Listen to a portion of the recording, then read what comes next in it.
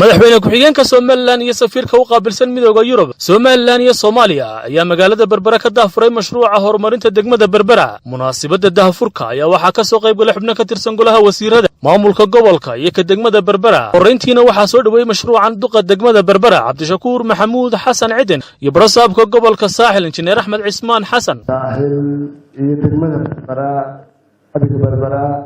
iyo qaranka Jamhuuriyadda Soomaaliland waxa uu soo hoyday guushaas oo ah in degmada Berbera ay horo tallaabsato oo ay ku tallaabsato horumar ay ku tallaabsato yeelato dhaqaale qorshe ka badan kay ku shaqeyso oo magaalada lagu horumarinayo. maanta runtii waa maalin farxad noo ah waa kulan ka mid ah kulamada ugu muhiimsan ee ka dhacaya Berbera oo ah kulan taariikhi ah. waxaan marka hore dhammaantiin idinku soo dhaweynaynaa gobolka. mashruucaasi waa mashruuc aanu ka faa'iidaysan doono insha allahu ka gobol ahaan baanu uga faa'iidaysan doonaa. wasiirka wasaaradda arrimaha gudaha Maxamed Kaahin Axmed iyo wasiirka qorsheynta qaranka Xasan Gaafadhi iyo ergeyga u qaabilsan midowga Yurub Nicholas Berlanga Martins ayaa faahfaahin ka bixiyay mashruucan iyo faa'iidada uu leeyahay degmada Berbera. As an example of how the EU is supporting Somaliland to get with a more preferred approach and good development. Because I am convinced, Mr. Mayor, that the town is going to change drastically into 20 years.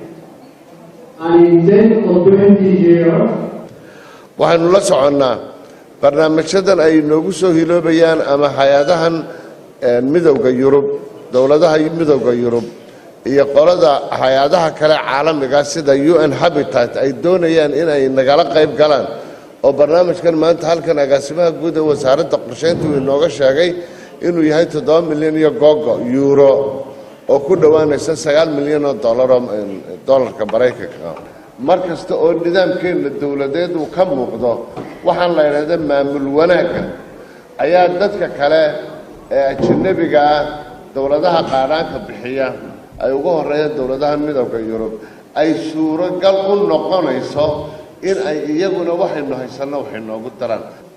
mashruucu waa mashruuc 42 bilood soconaya ama 3 sanadood iyo badh ayuu soconaya.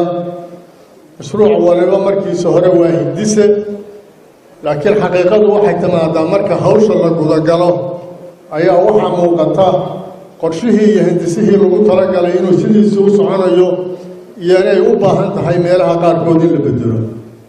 waxaan soo jeedinayaa in marka la dhaafo muddada dharafka baxa ee uu mashruuca waxqabadkiisu uu ka baxo dharafka ka kaco in dib loo eego oo la yiraahdo maxaa shaqaynaya.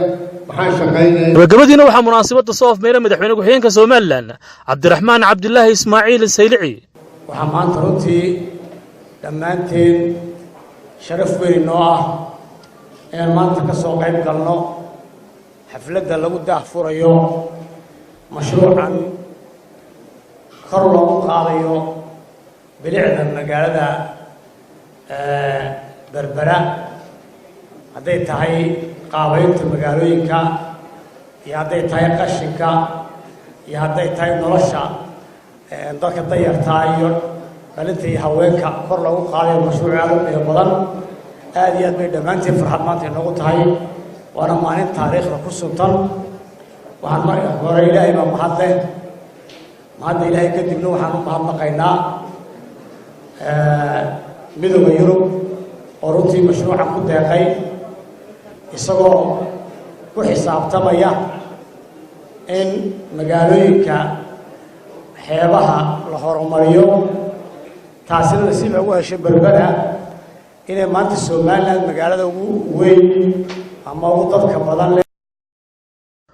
waa Khadar Maxamuud Axmed Khadar Xeefo telefishinka caalamiga Kalsan magaalo xeebeeda Berbera.